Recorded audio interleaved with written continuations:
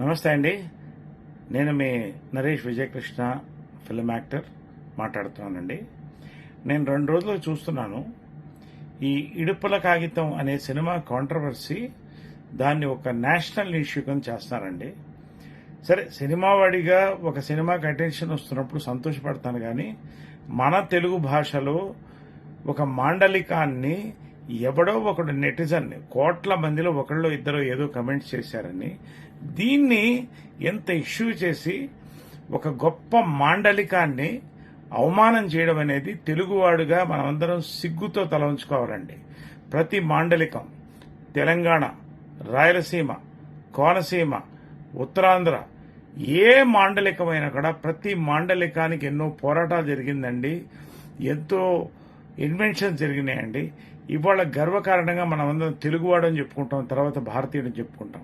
ఇవాళ కేవలం ఒక సినిమాని తీసుకొని మనం మాట్లాడడం అనేది చాలా బ్యాడ్ అండి. అది మనం కరుపు సినిమా చూడలేదా?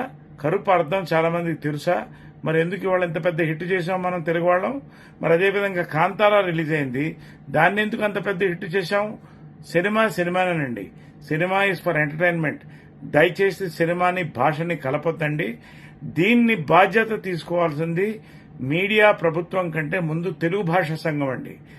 ఎక్కడున్నా తెలుగు భాషా సంఘం ఒకటేనండి. సభ్యులు వివిధ ప్రాంతాల్లో ఉన్నారు. అందరూ కూడా దీని బాధ్యత తీసుకుని దీన్ని వెంటనే దీని మీద అందరూ మాట్లాడుకుని ఈ కాంట్రవర్సీని ఇక్కడితో క్లోజ్ చేసి మన తెలుగు భాషను మనం కాపాడుకుందామండి.